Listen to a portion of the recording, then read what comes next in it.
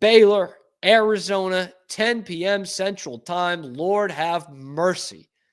The downside of the 16-team, four-corner, 3 or 4 time zone conference. 4 time zone conference. I hate that. Is it so much to ask? I know I said this on the show yesterday. Is it so much to ask that Arizona plays a game at like 6 o'clock or something? Like, could that help us all? Or 4 o'clock even? That would be great. Like, who cares, right? Anyway, alas, it's not. They play at what? What is that? 8 local time? So that we get a 10 o'clock tip-off. That is fantastic. And Baylor, it's been up and down. It really has been. But there's room for confidence here, a reason for confidence in the last couple of games, although that Arizona State game is closer than it should have been. They have not had the play from their guards, especially offensively, that they have needed to succeed really in this conference. But I think we're starting to see Baylor as an inside team. Norchad Omier is going to be on the short list for Big 12 Player of the Year, especially if he continues to not shoot as many threes like he has the last couple of games. But the guy who's going to sneak up on all of you, and he shouldn't as a 7-footer, is Josh Ojianwuna. And boy, has he been terrific the last couple of games. It really looks like our man Josh O has turned the corner.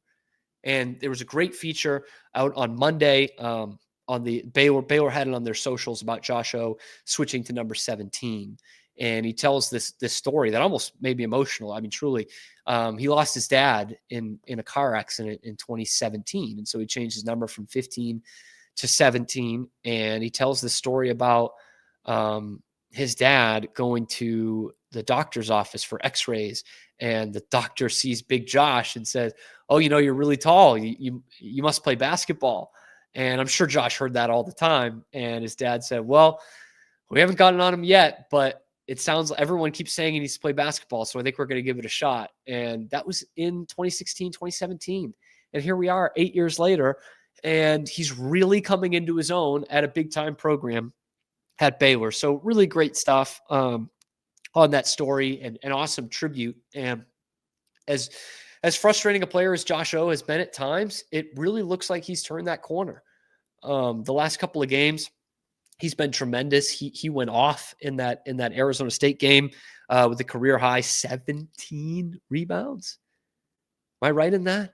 Josh Ojianwuna, 17 rebounds, 12 points, 6 of 6, perfect from the floor, and 17 rebounds in 39 minutes, and only committed 2 fouls and still played good defense. So, usually you see that from a big man. You're like, oh, he wasn't involved in the game. Not the case.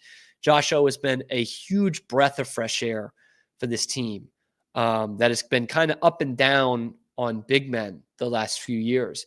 And these last few games from Josh really reminds me of kind of what we saw from Jonathan Tchamwa-Tchatchoua in the national championship season. I know they're not the same player and don't do the same roles, but I remember John being, he was kind of an energy guy the whole time. But in the early part of that season, you're like, well, I don't know where this guy's going to fit into the rotation when it comes to Big 12 games and where the games really matter. Because, they like Flo Thamba.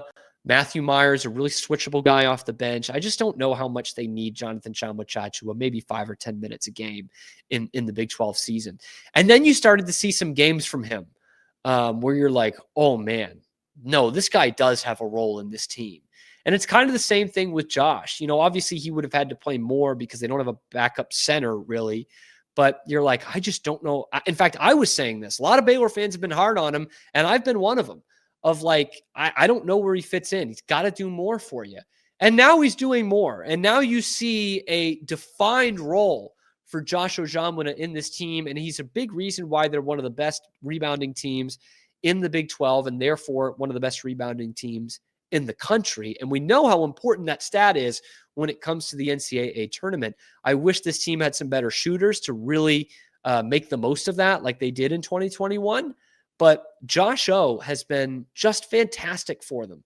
And he's had some games here and there. I remember last year, Cincinnati, he had a good game at home. And then he had a nice double-double at West Virginia in a win there. But he never quite put it together for like the whole season. He never put 3 or 4 games in a row. And he's starting to do that right now, man.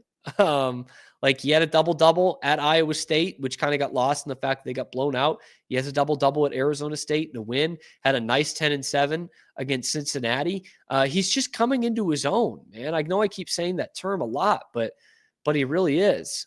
And it's not just against Norfolk State or ACU. He's doing it against top-level opponents here. And it wasn't that case earlier in the season, right? He had a 2-point game, a 2.4 rebound game against Tennessee. They got their butts kicked in that one. Even in the double overtime game against St. John's, he plays 17 minutes. They played 50 minutes for the game, and he only played 17. 2 points, 4 rebounds. Like he wasn't doing a lot. 4 points, 3 rebounds against Arkansas. He's kind of on a milk carton there. But now he's coming around. Baylor really needs this because they're going to be a team that's going to win some games inside, in the paint, the way that Jeremy Roach and Jaden Nunn have been playing. They still need those guys to step up. But with what Norchad Omier and Josh Ojianwuna are giving you, you can wait for them to kind of get it together. This game tonight is going to be a real tough one. I love the way that Josh handled himself against Quaintance for Arizona State. This is going to be a different animal in an actual environment at Arizona. Tempe, that was a library. They got an actual environment tonight in Tucson, and a team that is hungry for a ranked win in Arizona, a ranked win they know gets them back in the rankings. They just kicked the crap out of West Virginia last week in Morgantown, and they've been waiting for this one and had this one circled on the calendar. So we'll see how that goes, but what a big addition to this lineup Josh Ojianwuna has been. Let me know what you guys think about Josh O down in the comments below. Let me know what you think about this SEC Big 12 thing. Is the SEC now the best conference in college basketball? Please do.